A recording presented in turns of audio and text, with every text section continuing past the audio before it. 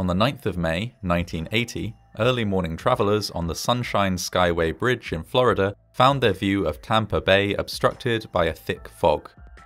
Though visibility had improved as the morning went on, it was still bad enough to hide one very important fact from drivers.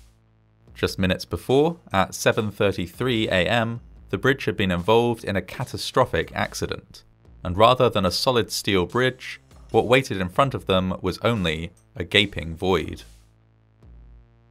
In the early years of the 20th century, St. Petersburg in Florida was a city on a peninsula.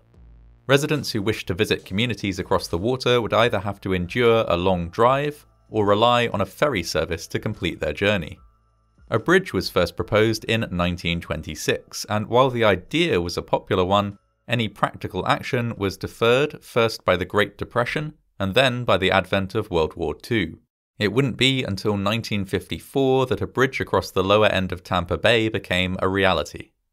Built by the firm Parsons, Brinkerhoff, Hogan and McDonald, and named by a competition for state residents, the bridge was a significant achievement. Although quite narrow, it was at the time the longest bridge on Earth, with a main span measuring 6.7 kilometers or 4.14 miles in length. It was of a steel cantilever design with a two-lane roadway perched on concrete columns anchored in the floor of the bay. A relatively steep elevation at either end allowed the bridge to stand high enough above the water to avoid obstructing the busy shipping lane beneath. The bridge was immensely popular, so much so that in 1971 a second span was added to ease congestion. The second span was, essentially, a copy of the first, and provided a second roadway so that traffic going in each direction had its own separate side. While the bridge was tall enough for ships to pass beneath, the concrete supports did represent a hazard to boats. Between 1969 and 1980, 7 vessels collided with these supports.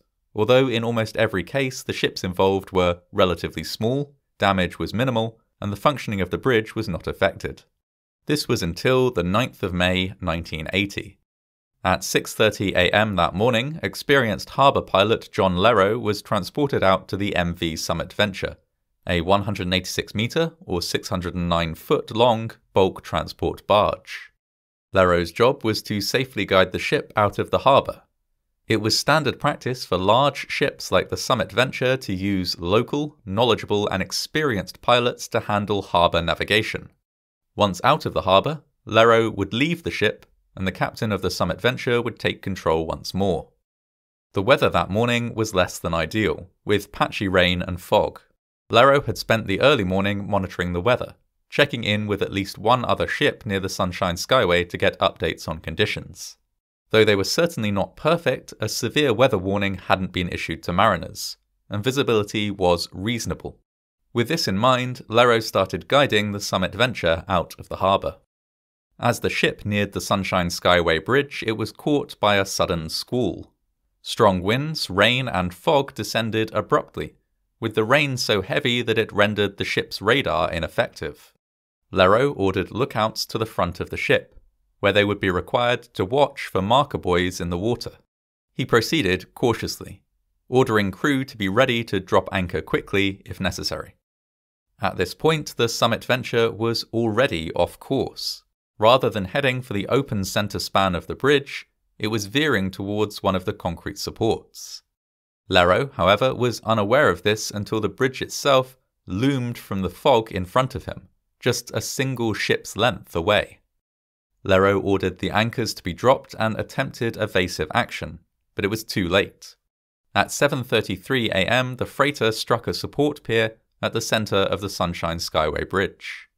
Almost immediately, a 395-metre or 1,297-foot span of the southbound roadway collapsed straight down into the water below, taking several vehicles along with it. Lerrow made an immediate emergency call to the Coast Guard. All the emergency equipment out to the Skyway Bridge. Vessel has just hit the Skyway Bridge. The Skyway Bridge is down. Get all emergency equipment out to the Skyway Bridge. The Skyway Bridge is down. This is Mayday, emergency situation. Stop the traffic on the Skyway Bridge.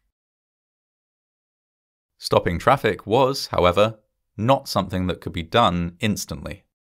Up on the bridge, one driver was proceeding slowly along the southbound carriageway when he noticed that he could no longer see any cars on the bridge in front of him. He later gave an account of his experience to the National Transportation Safety Board. I could see the red airplane warning lights atop the bridge structure to the west side of the bridge. Suddenly, those red lights fell from their original position to a point out of my view below the roadway ahead. I began stopping, and immediately after the light dropped, I saw the overhead steel superstructure ahead falling. It seemed to wave and roll as it was falling. The man stopped his vehicle and began reversing back down the roadway. I must have backed about 1/2 to 2/3 down the ascending portion that I had just crossed. I saw lights from the southbound traffic approaching me, so I stopped, rolled my left window down and started waving my hands outside the window, slapping the side of my car and yelling at traffic that went around me to stop. After I stopped, I remembered about 3 cars and then a bus passed, travelling southbound. Most of these vehicles, the bus included, were unable to stop in time upon reaching the fallen section of the bridge. They plunged down into the water below. The driver of the last vehicle to reach the broken section was able to stop with only moments to spare. He fled from his vehicle, leaving it balanced precariously on the very edge of the drop. In total, 6 cars, 1 truck and a Greyhound bus either fell when the initial collapse took place, or were unable to stop before driving off the broken roadway. The drop was a significant one, about 46 meters or 150 feet. The National Transportation Safety Board later noted that the damage to vehicles which fell from the bridge into the water was equivalent to the damage that would be expected if they had impacted a solid surface. Only a single person who entered the water survived. 56-year-old Wesley McIntyre's vehicle fell during the initial collapse of the bridge. He later described how the rapid drop caused him to reflexively apply his brakes, something which, of course, was not effective in his situation. His pickup truck impacted the Summit Venture and then fell into the water, at which point Mr. McIntyre was able to force his way out and swim to the surface. He was pulled out of the water by the crew of the Summit Venture. Mr. McIntyre was the only one to be rescued in this manner. The other 35 individuals who fell from the bridge inside their vehicles did not make it out of the water alive. 25 of those who died were on board the bus, a Greyhound that was carrying a large number of students from Tuskegee University, among others. In the aftermath of the disaster, an investigation was launched. An inquiry carried out by the Coast Guard criticised pilot John Lero's decision to proceed despite adverse weather conditions, and said that this decision had contributed to the crash. However, it also acknowledged that many other factors had also played a part. These included the fact that the squall had not been forecast, and the favourable reports of weather conditions given by other ships in the area at the time. It was also noted that there was no impact protection for the concrete supports.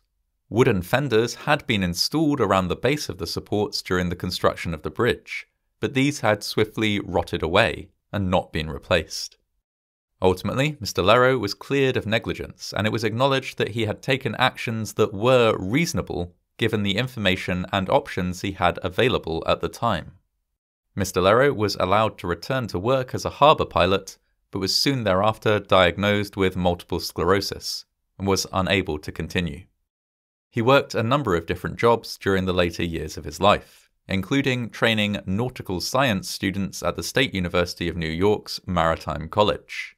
While there, he used his experience as an example to new cadets, often telling them, "If you misjudge, you've got hell to pay."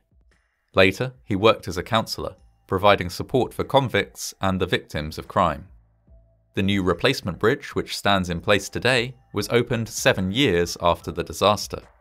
Concrete fenders were installed around the bridge supports to protect them from collisions. These proved immediately effective when a shrimp boat collided head-on with them the day before the bridge's official opening, causing the boat to sink but the bridge to be entirely unaffected. A warning system was also put in place to inform drivers of hazardous conditions and close access to the bridge in the case of extreme weather. In 2014, the Skyway Memorial Project, started by a local author, raised $9,000 to build a granite memorial with a bronze plaque in memory of the 35 people who lost their lives in the collapse. This now stands in a small rest area which overlooks the site of the accident in the middle of Tampa Bay.